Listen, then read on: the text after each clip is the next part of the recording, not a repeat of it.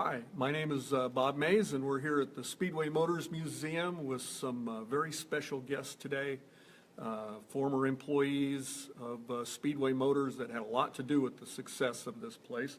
And this picture right here, these three guys are in the picture. We've got Bob Anderson right here, we've got Larry Cruz right over here, and in the middle we've got Marty Bassett. And I'd like to introduce, first of all, Bob Anderson as he looks now. Not a whole lot different from then, just different hair color. Larry Cruz here in the middle, and Marty Bassett over here on the far side. And I guess, Bob, I'd like to start with you letting us know how you started with Speedway Motors and what you did while you were there. I worked at Speedway from 61 to 67 and was the parts man behind the counter and did anything else that needed to be done. I had just gotten out of 6 months of active duty in the Air Force and was thoroughly enjoying doing absolutely nothing at home to rest up from that experience. And the phone rang and Bill was on the other end and he said, "I need some help. Can you come down and help me out for a few days?" And I thought he meant a few days, and 6.5 years later, I was still there. It was a challenging job, but it was a lot of fun to be around a lot of neat race cars, racing people. I probably spent more than half of my paycheck on merchandise from Speedway Motors to put back into my car. I had a dragster with a small block Chevy in it at that time. I left in 67 because Bill and Joyce had 4 boys that were growing up real fast, and the store wasn't very big at that time. It was the second location that the business was at, just a sliver of what the business is today. It's an industry today. And went in the real estate business. I've been in the real estate business for almost 50 years now. But I discovered this amazing museum as a result of buying a street rod about 9 or 10 years ago. I had never even heard of the place, but I walked in the door of this place and took one look and said, "Wow, I've got to be a part of this." So now, after having worked for a small paycheck for Bill when he didn't have much money, I'm back here working for free. and we all miss him. He could tell stories about the good old days as well as any of us. Yeah, he could. Larry Cruz, you want to tell us a little bit about your... Well, I guess my involvement started back in the day. I was building hot rods.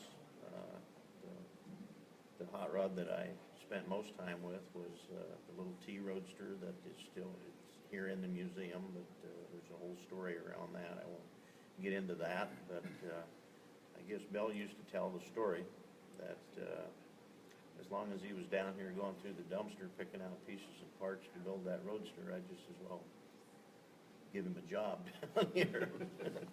So I hired on. I guess I wasn't involved in the racing that much down there. I was kind of more in the parts and kind of a gopher. I would just do a little bit of everything at the shop, and just like I say, I wasn't there that many years. I guess 3 or 4 years would have been my number of years involved, but a lot of good times. Learned a lot from just paying attention to the guys. Even coming in out of the store, telling their stories about their problems, about how to put cars or build things. And, so really, it was a learning experience. Bill treated us all, I thought, very well. We had good times and bad times down there, but all in all, it was a wonderful experience for me. Like I say, years after I left, why the car that I built while working down there, I sold to a gentleman from Beatrice, Gary Van Allen, Reggie as he was known. Bought the car, took it to California. He then decided to sell it and offered it to Bill, and Bill sent a hauler out, I guess, and brought it back to Lincoln, and they've had the car in the family ever since. So it's just, you know, I've had some very, very good experiences with the family, and so I guess that's about all I can say for now. I mean, without really going back through the archives and bringing up stories, which will probably be discussed later. But that was my involvement with, as an employee of Speedway Motors. So. Okay, thanks, Larry. Marty Bassett, what was your history with Speedway? How'd you get started with Bill? Well, I've got an awful long history with Speedway. I started in '58. I was building my own street rod, so on and so forth, and dabbling in race car. I couldn't really afford that. I always loved it because of my father. My father was a motorcycle racer clear back in the 20s, and it's just one of those things that's in your blood to start with. So I'd hang around Speedway buying parts that I could afford. You know, back then I was into Chryslers, and the adapter, I remember $57 is what an adapter cost back then to put a LaSalle transmission behind a Hemi, an early Hemi with a long bell housing. Had it in a 31 Dodge, and that was quite a project. And overmotored, lightweight car can get you into trouble. But Bill says, well, I need somebody to do some things here. We had a muffler shop, of course. We worked out of pits. You know, we didn't have fancy hoists back then. And we were just starting into heavy-duty exhaust work.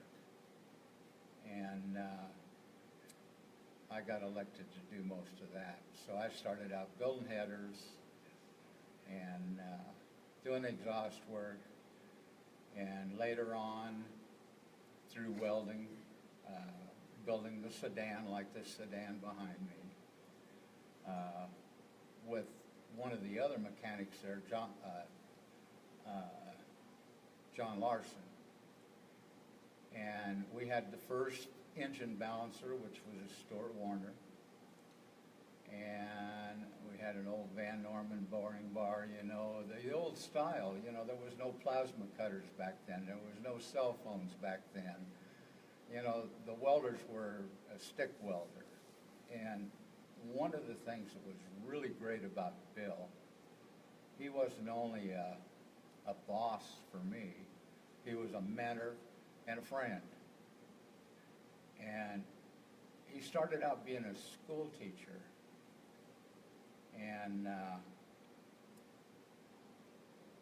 that kind of continued. Education, education, education. And of course, me, just high school. When the newer style of welders came out, Forney from Colorado, the old farm welder, the stick welder, had come out with some new innovations in welding, the TIG welder. And it was the start of TIG, you know. There was no other TIG welders. So he sent me out to Colorado for a month to work with Forney and learn everything you can learn there. And of course, staying in a motel, walking to this and that. So we had one of the first TIG welders, which was a great asset then. And it was there when Bob started and when Larry started. So I've probably got on and off with Speedway through the years, over 30 years of time working for Bill. We've had our ins and outs. I worked from 58 through all the 60s. About halfway through there, he got a little disillusioned with me, and I got a little disillusioned with me, and he was quick. You're out of here, and I said, bye. You know, and you'd be racing somewhere. Well, we just happened to run the Western Open, and he's down there, and I said, Marty, what are you doing? You know what I'm doing. You keep track. You can see where the cars are running. And he said, when you get back to Nebraska, stop and see me. Okay. Stop and see me. Well, he's shooting me another deal. I'll go back to work for him. But that went on for 30 years. Clear through my stint with Gulf Western Industries. I spent 10 years and a couple of months so I could vest in that company. That was from 71 to 81. But Gulf Western had 70 corporations under its heading, from Paramount Pictures to American Part System, Guaranteed Parts, Sorensen, Taylor, Vertex. They were the original corporate raider, you call them, or something like that. They bought B. Youst and chains of parts stores, L.J. Messers, and I did my stint with them, and I left them. Got a business in Grand Island, which was a motorworks center, because all I know is automotive, you know. And from 81 there till 96, I was involved with Shortline Warehouse, 3 Big A stores, and a motorworks center, and all in Nebraska. And I had some buying power that Bill didn't have, so I would sell to Bill and work deals. I had centerline wheels, he had weld, and of course we were all always tight with weld, which helped in business. And we were hooked up with antifreeze places. And when I was with Gulf Western, there was a lot of big corporations, Seal Power, TRW, and that really got some buying power started.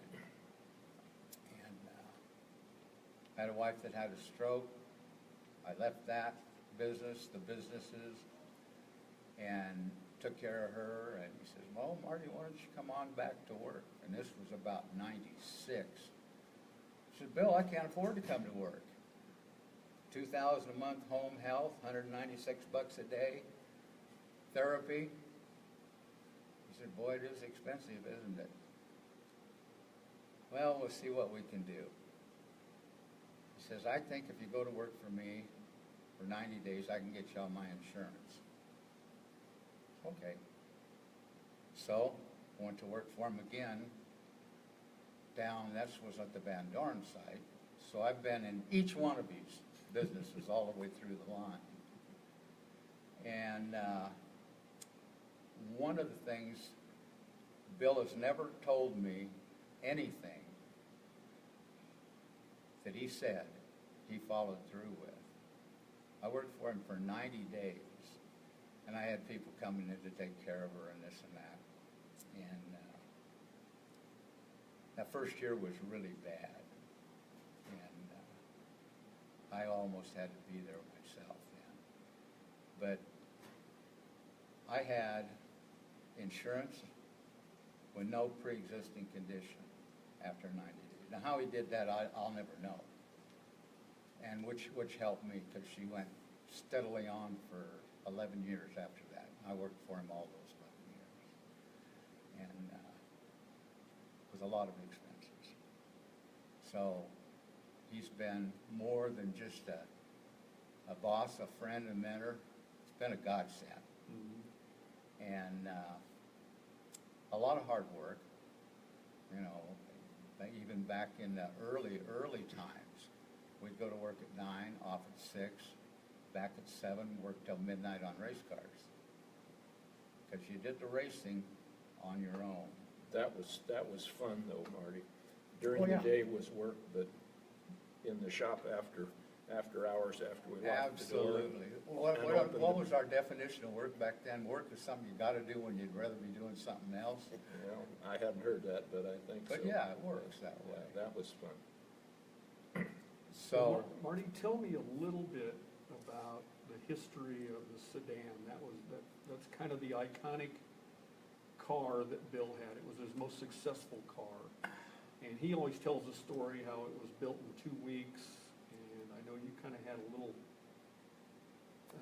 alternate story to that, some alternate truth, if you want to say. it basically went together on the bottom end for 2 weeks.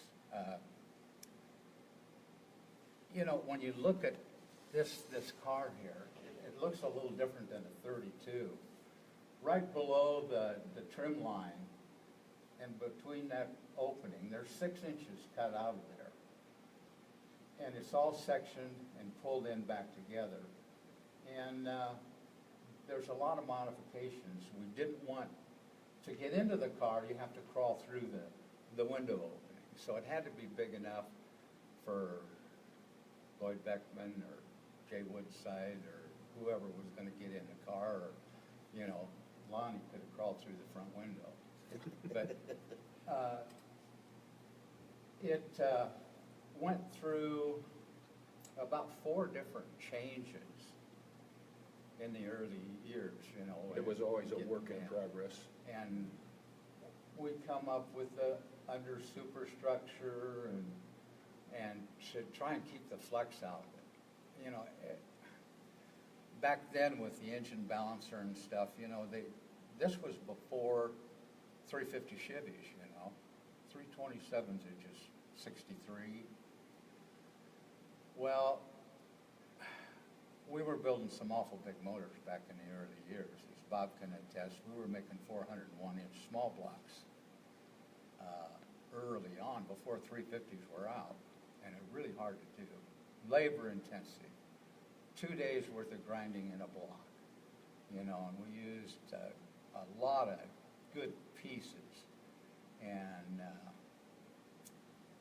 they wondered how that thing runs so well. Well, it had a little more horsepower than almost anything did. And when you're running the same inch in a small block Chevy that some of the competition was running in their big block Chryslers, and you're dusting them, and they're wondering, how is this happening? We won so many mains that the race promoter says, it's all in your motor, you got to do it different. So Bill had me build a special motor, a 283, took a 265 block, Ford it, balanced it, and did it real lightweight. Traco tool steel pins, vanilla hollow domes. I had 1,100 gram bob weight on that motor. And that motor would run 10 grand back then. Next night out, wins it again. They took the motor parts at 283. But you put the right pieces together in all these motors and did the right thing. Bob knows he had a small block Chevy dragster that was really healthy, really healthy. And It won a couple races. that's the early days. And one of the reasons is Bill kept us ahead of the game. He He did. read every magazine, He did. every publication, and he said, hey, we got to do something. Can I jump in a second on that? Sure you can. I like, when I'm doing tours around the museum, excuse me, I like to tell people about the 16 race win streak on this car. And I always like to say there was 2 reasons for it. One was the driver, Lloyd Beckman. He was really good on a short dirt track. Absolutely. And the other was, since it was Bill's business, he was always on top of the newest and the latest stuff that really worked. So, yeah, Speedway Motors and Bill Smith had a little bit of an advantage. However, if the car that finished second behind this car on Sunday night, if the guy that owned that car was at the shop at 9 o'clock on Monday morning saying, I want one of whatever happened to impress him that was on this car, Bill would lay it out on the counter and sell it to him. It wasn't a case of, I know all these secrets, I'm going to keep them to myself. No. I remember the story, it may be close to what Marty had just talked about the time somebody came in the shop and bought the whole engine out of the car. Right. A 352-inch engine, and Bill probably told Marty, take that 301 over there in the corner and stick it in here, and don't tell our driver, Lloyd Beckman, what you've done. And without even knowing it, Lloyd goes out and still beats everybody and wins the feature as part of the 16-week stretch. Can I start off a little bit different topic here? Sure.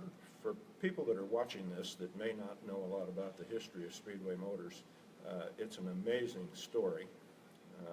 Bill started in 1952 with a loan of $300 from his girlfriend Joyce, and in the front room of an old house on Main Street, Lincoln, Nebraska, Bill started selling Hollywood mufflers and mud flaps and antennas and things like that. And 2 years later, the business was successful enough that he moved to a real, true commercial building in downtown Lincoln. And it just kept going and going and going from there. And today, I think the warehouse is 250, 300,000 square feet, chock full of parts. But part of the reason for the success that I think the success that Bill had was he lived the business night and day, 7 days a week, and he was really driven to succeed. And he had a little bit of an advantage over our competition in selling equipment and parts back then, because he had enough courage to make the big purchases instead of calling Offenhauser or Hallibrand or Hilborn up and saying, I want one set of wheels or one injector. Bill would strike a deal with him to buy enough of it to become the jobber, if you will, not just a dealer, but a jobber.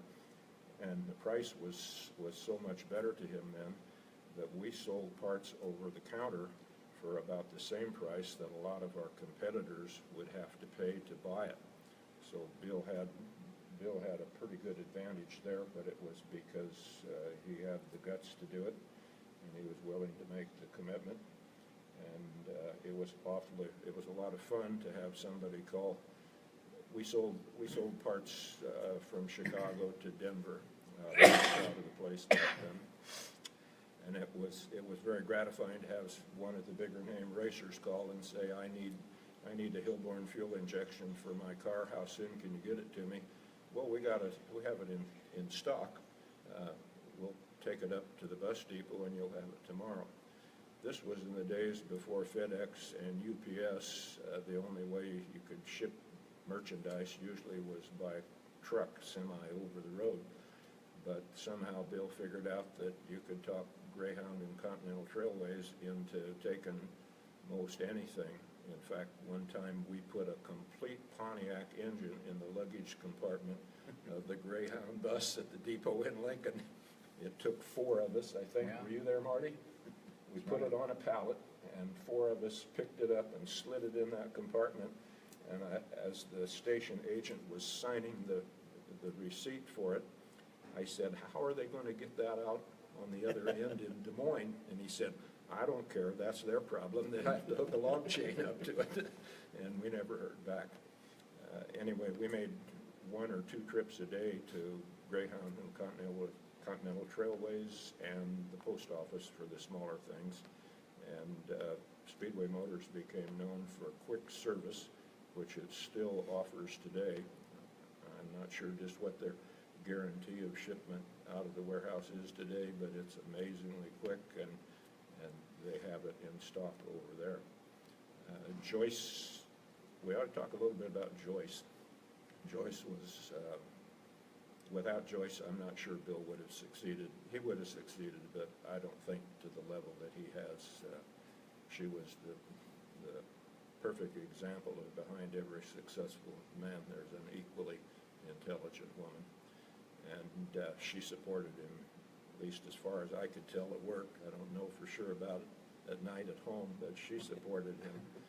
Some days more than others, I think. Virtually everything he did. And closed the shop.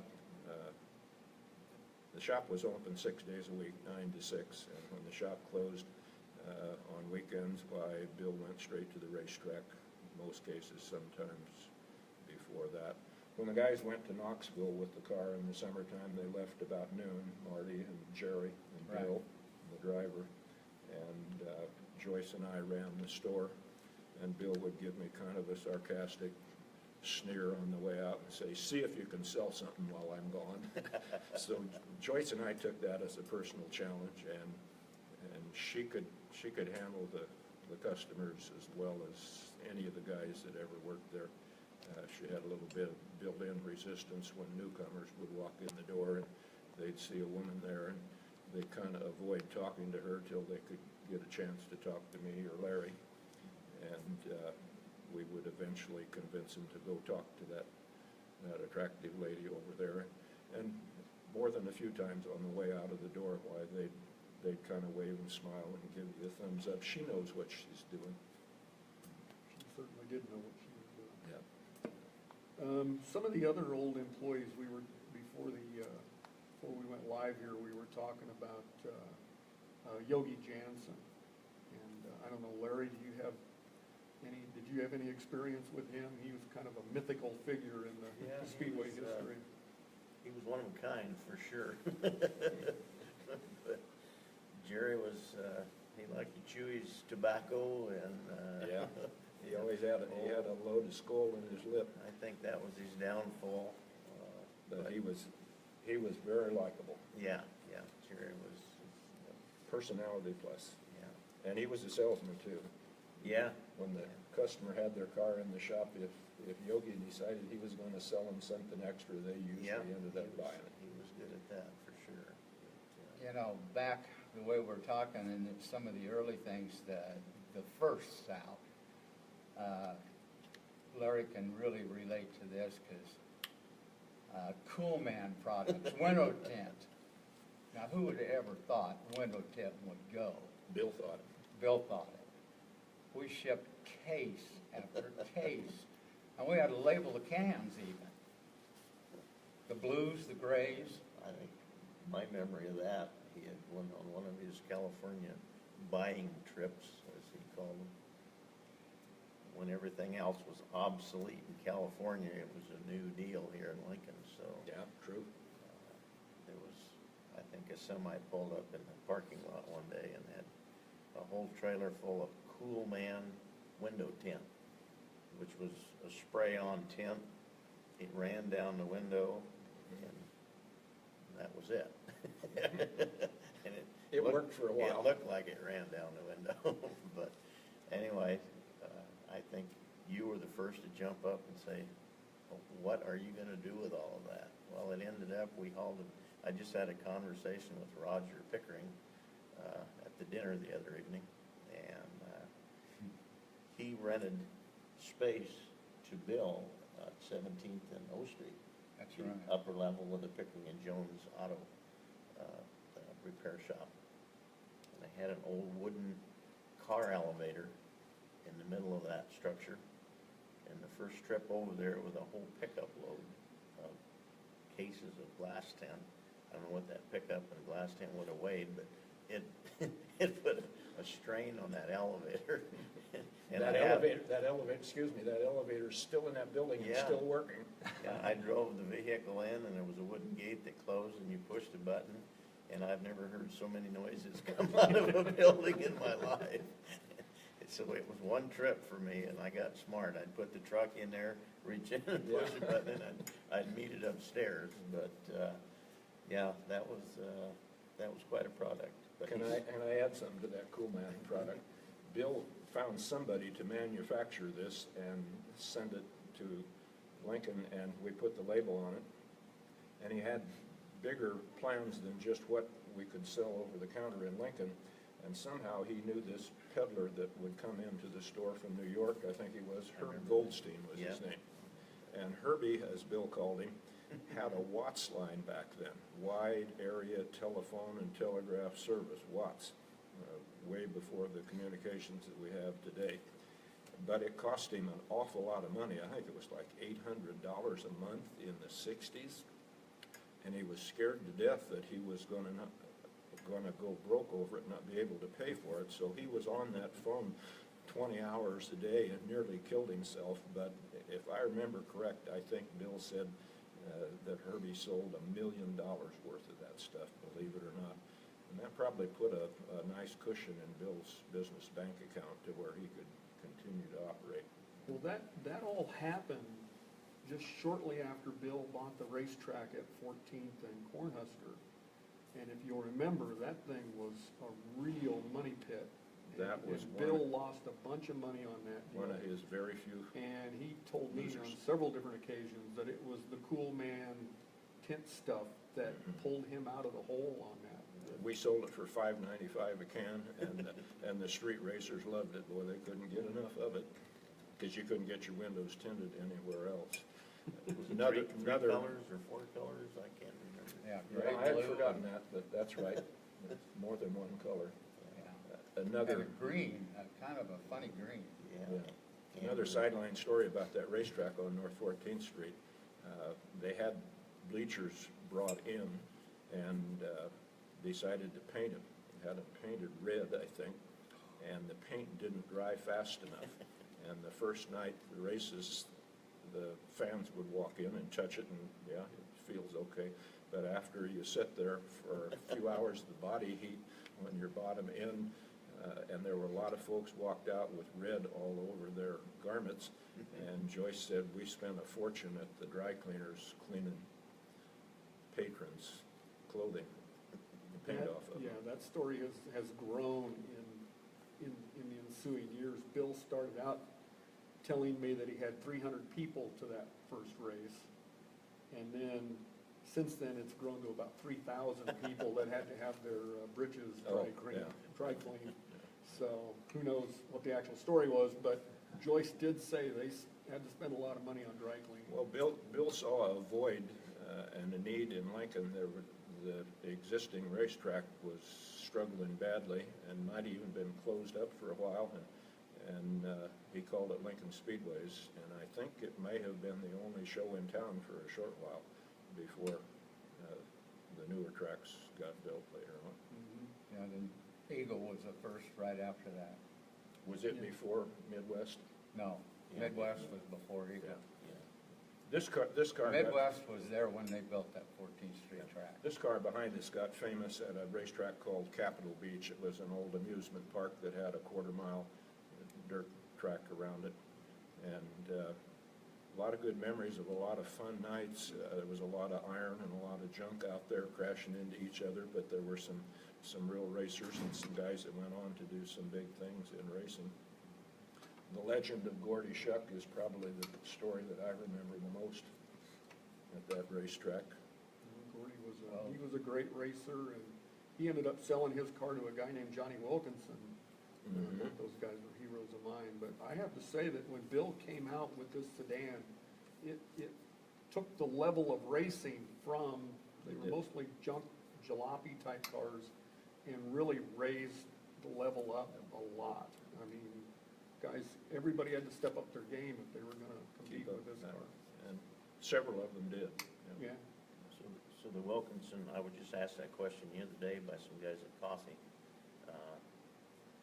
Was it a number 13 car? Yeah. Yep. A purple, was Lavender it a sedan? 13. Lighter purple than Yeah. Bill's Then it purple. was a sedan. It started out with a coupe, but then he had a 32 Vicky that he built along the lines Okay. of Bill's car. Everybody started building sedans once this car came out. Everybody had coupes before that, but then when Bill came out with this car, everybody wanted a sedan to race. There was at least a half a dozen 32 sedans, I Oh, think. yeah. Yeah, Lynn Grable was out there. Mhm. Gary Yeah, Swenson's yeah. car. Jim Gessford had a car. Guessford, yeah. Of course, Kettleson had a car. Mhm. That was, Rod Kettleson. Yeah. The two brothers, names. Sometimes Burke. you draw a blank. You're not thinking of John Burke. They had. Burke, yeah, the They had. Burke boys. I thought theirs might have been a 34. It was powered by a Ford Ford powered, yes. blue car. We were just talking about that. And the other day. Wilkinson, you know, Pickering was building them big block Chryslers Mhm. for Wilkinson, and he got disenchanted because we were beating him so bad. The Remember when- the driver was the difference. Right, remember when he bought the Chevy from, I did it for him, he come in the back room and ordered a Chevy for it. They took the Chrysler out and put the Chevy in. And that was one of the first times Wilkinson beat Beckman. Yeah, I'd forgotten that, but that's, And remember, Bill says, "You better be looking for some more work." I says, "Okay." But, you know, it was all on paper. I sold him the motor just like I was supposed to, yeah. but it beat the 4X car one night. So Business came first, 6 Yeah. days a week, but seventh day racing was number one. That answered another question. I answered another question for you. Yeah, somebody asked me in the Wilkinson era if he'd ever beat the 4X car, and I don't remember that, but then Yeah. I'll get back to those gentlemen. Yeah. Let me tell our viewers a little of the story of John Wilkinson and Lloyd Beckman. When this car started winning quite a bit, it had to start, Beckman had to start last in the main event because he was the high point car. They awarded points according to where you finished, and the more points you had, the further back you had to start in the feature. John Wilkinson, John drove his car hard and bent it up a couple of times and broke the equipment a couple of times and never collected the points that Beckman had. So Wilkie, as he was known, would usually start in the middle of the pack or something like that for the feature, and he was fast enough, he would blow by everybody and get out and have a full straightaway lead or something like that. In a 25-lap main, it'd take Lloyd about 20 laps to cautiously work his way through the traffic and get up there. And the last 5 laps of that main event race was a real crowd pleaser because Wilkinson was doing everything he could to hold off Beckman, and Lloyd would prevail, 16 weeks in a row. In fact, Lloyd and Bill won so much that Bill Smith kind of became the New York Yankees, if you will, that everybody booed Lloyd and they booed Bill. And in his book, if you haven't bought Bill's book, you ought to look it up if you enjoy this kind of stuff. There's all kinds of stories just like this in Bill's book. Bill says one of the things that he said was, it got to the point where I was afraid to go into a bar because there was always somebody in there that knew me and wanted to pick a fight over women too much. Right? That's a fact. Yes. When you had to go down with a chain tightener in your back pocket to pick up a check, you know? I was a kid back then, and being in the stands every week, I was a Wilkinson fan too, and I told Bill this, I hated that 4X. Yeah. And that's how it was in the stands. You were either a Wilkinson fan, or there was a few guys that might have been a Roy McCain fan, or deals like that. But it was split down between 13 and 4X. Well, Lloyd didn't do anything to enamor himself to the fans personally. No, he wasn't the personality that Beckman or that Wilkinson was, but still he had a lot of fans because those two cars were the cream of the crop. They were the promoter's dream. Yeah. Since we're talking about Capitol Beach racing, I think the best race I ever saw out there was not really a race. The Legend of Gordy Shuck, you guys remember this. For our viewers, I'll have to tell you that the promoters of those races in those days decided it's getting too expensive, we want to keep the overhead V8s out, and we're going to put a year restriction of 1953 or older on any engine that you can have. And in addition to that, if you had a Ford motor, it had to be in a Ford car. If you were in a Chevy motor, it had to be Chevy, so on and so forth. Well, this guy from a little town west of Lincoln called Edgar, about an hour and a half southwest of here, who showed up regularly, came up with I think it was a Chrysler coupe, wasn't it, Marty? Right, 32.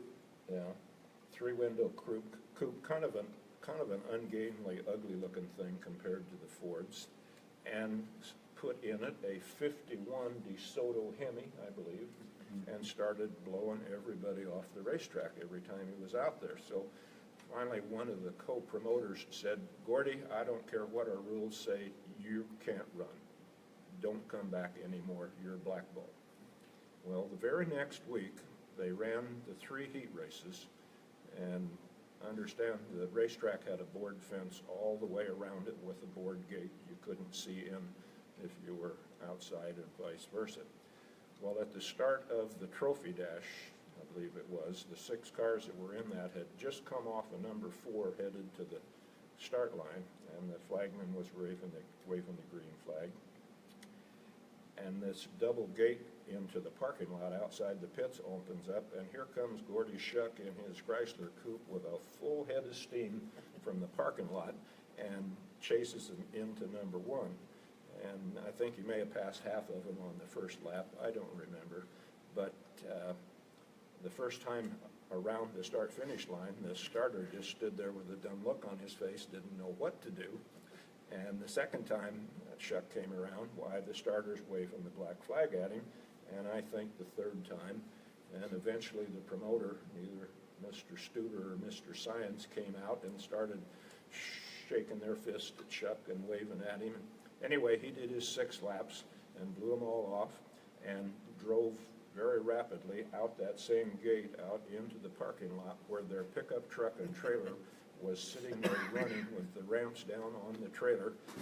Quickly drove it up on the trailer, they threw the ramps up and locked the car down, and away they went to Edgar, Nebraska, probably laughing the whole way. I don't think they realized what a favor they did for the promoters of the racetrack, because the next week everybody in town had heard about this, and they had to be there to see what Gordy Shuck might do. And I thought that I might have imagined some of that story through the years, you know, how the years go by and the stories get better and better. And I bumped into Gordy at the Speedway Museum at the other location, and I said, Gordy, I want to tell you how I remember this story about you, and tell me if I've got it halfway right. And he smiled and says, yeah, that's it. That's it. So it was nice to have my story validated. Yeah, there was a lot of good racers from Hastings and Grand Island, and of course that's where Lynn Grable was from, and Stan Hack. Bill even drove his own race car out in that part of the state. Right. Very early years. Right. And Jim Gesford always had good drivers, you know, so good competition from everywhere, clear across Nebraska. And a lot of them come up from Kansas City, and it just grew. It really grew to, you know, we won the first race at Eagle when they opened it up, and it's been good. All of my lifetime it's been good. And through the sprint cars in Knoxville and running USAC and Silver Crown Racing. You went to the Little 500 a couple Little times. 500. And of course we campaigned 2 Indy cars too. And racing is good. It's a little hard on your health, but it's good.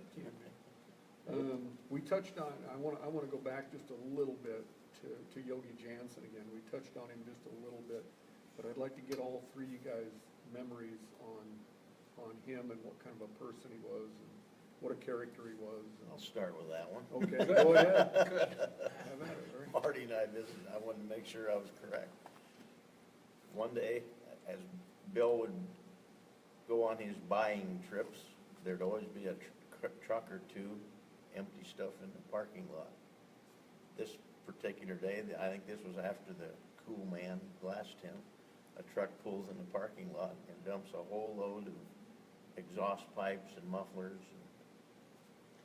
I can't tell you what Marty said, but anyway, we got to digging in that pile, and he would convert that muffler number into the Speedway number. And then we'd hang them in the ceiling. The whole building was full of exhaust pipes hanging from the ceiling at 1719 N Street.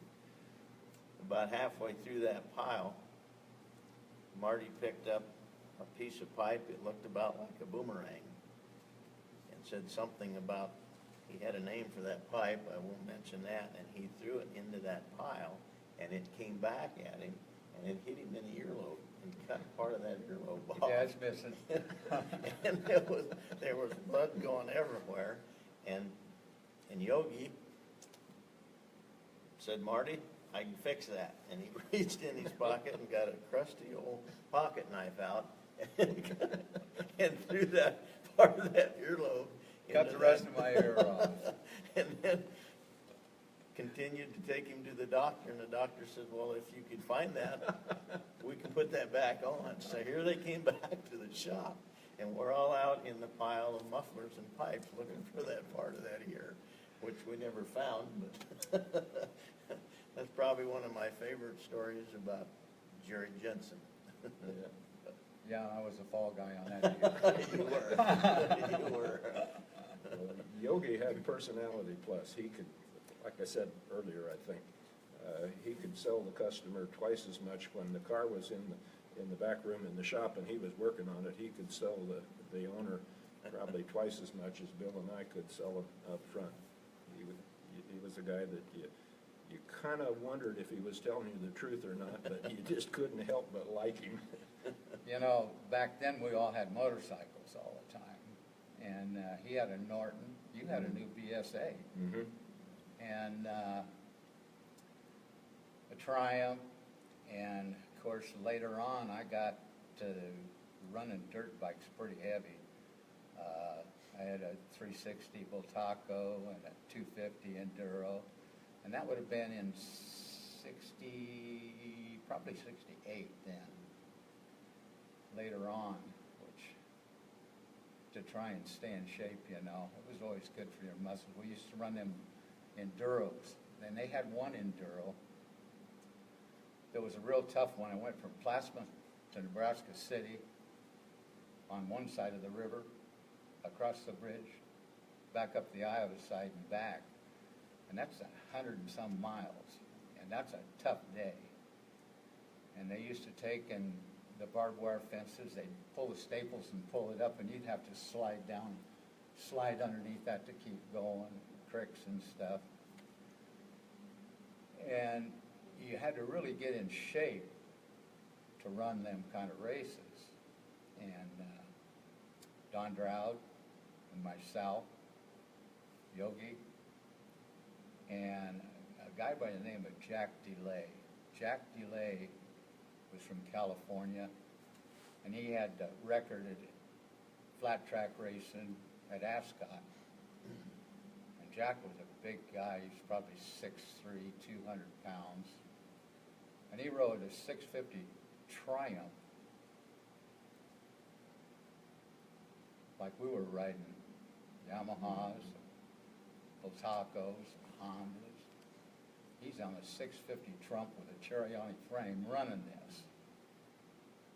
And a great big guy. Some of the places you couldn't have over 22-inch handlebars because you couldn't get between the trees.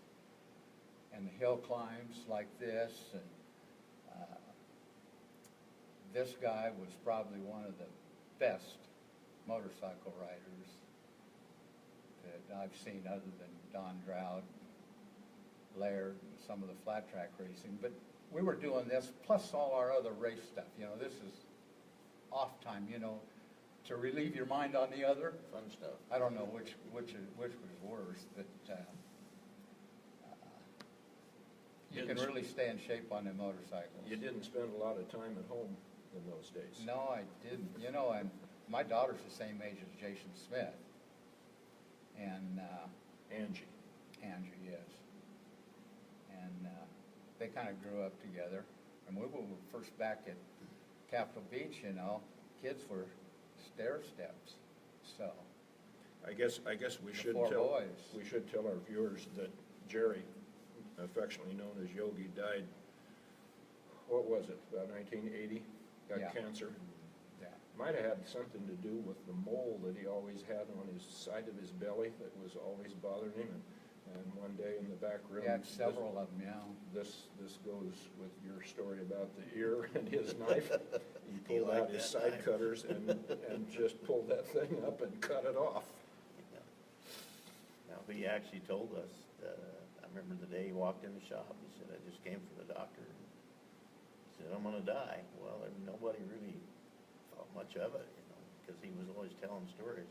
Boy, it wasn't very long. It was true, yeah. It was a matter of weeks. He was not with us anymore. Yeah, he lived with me the last 6 weeks, and I had a shower in the basement, the old style, you know, with the floor drain and the 2 big knobs and stuff, and he couldn't shut the water off and tighten up. He had way too much radiation. They did treat him some, they did try to treat him some before he Yeah, died. yeah. He was at Des Moines. Would've been real interesting to have this conversation today if he was sitting in a Oh, Ford boy. chair here. Oh, We'd probably talk all day. we could talk more than all day. Of course, And you know, you want to kind of forget about some of them things. You lose a lot of friends when you get older. You lose a lot of them automatically. But One a of lot of my friends were a self-inflicted wound. Let's put it that way. One of the good things about getting to this age is it seems like, in my case anyway, the human psyche has a marvelous ability to forget all of the bad stuff that happened, and you remember the good stuff, and the more times you remember it, the better it gets. Thank goodness for that. Yeah. well, guys, I want to thank you guys for coming. Been fun. Yeah. Is this over with already? I don't know, you guys it seems like you're running out of gas, I Marty. told you we could go on forever. I think you're right. But, See y'all next week. yeah, see you all next week. We're gonna make this a regular show. But, anyway, come out to the museum and you never know when one of these guys might be coming out here and giving a tour or just hanging around to tell stories. So I guess that's about That's it. right. I hang around here a lot. Yeah. Every chance I get. Yeah.